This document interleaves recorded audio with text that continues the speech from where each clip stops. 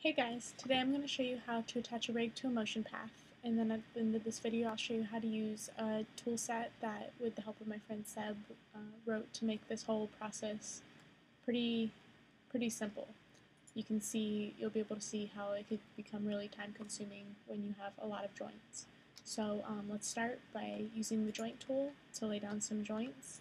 I'm going to snap it to the grid, and I'm only going to do about 5 because you'll see how it'll become time consuming with more.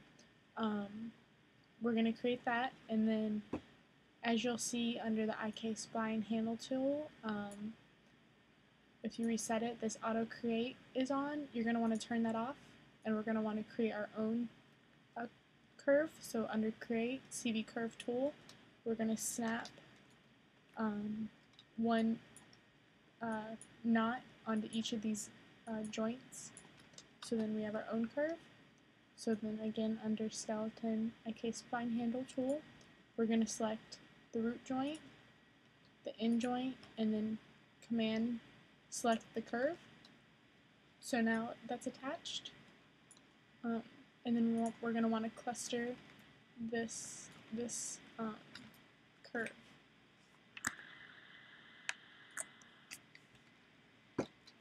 So after that, this is pretty much set up simply, as simple as it gets.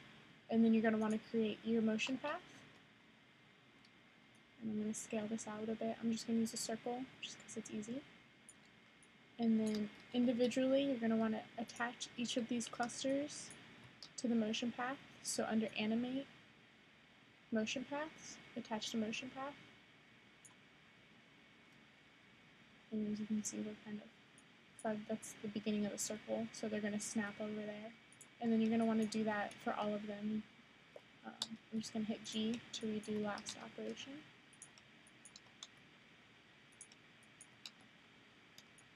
So now they're all right there, where beginning of the time slider.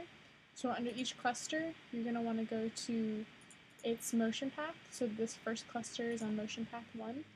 And then under U value, you're going to want to offset this time. So this is set right here for 1 to 24. So the next one we can just offset by a value of 2. So we'll make this one 3 and 26. And then this one would be 5 and 28.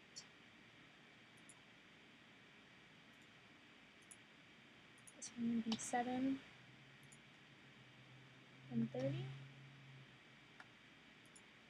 And 9 and 32.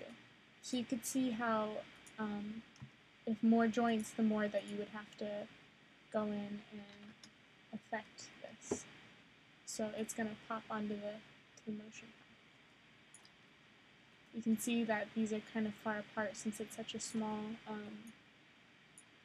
joint chain. So 2 is probably too much. You probably want those to be 1, so we can go back and 124, 2, 25, and you can see them hopping into place.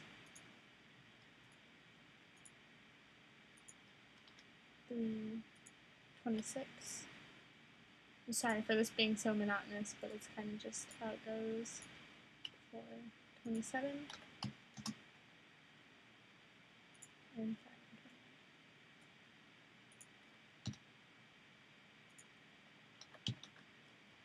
And you can see they're still kind of spread out, but since the joint chain is there's such small distance between the joints, but it still is going along the motion path. Now I had a project where I had to do this about 400 times, so you can see why a script would come in handy. So I'm gonna reopen just that scene simplified, and then I'll show you how the script works. So I'll have this script available to download in the description. All you do is you select your motion path and you load it into the field, and then you tell it how many frames you want it to go by, and then this is how many frames to offset that value is. So like you saw that we did it 3 and then we did it 1. And then you select your clusters in order from first to last, and you click attach, and then it attaches to a motion path. So you can see how that would save you a monumental amount of time, because I know it saved me some time. So that's pretty much it for this tutorial. Another pretty simple one, but it comes in hand for a lot of things. So thanks for watching. Look out for next week's video. If you have any requests, just send me a message. Thanks.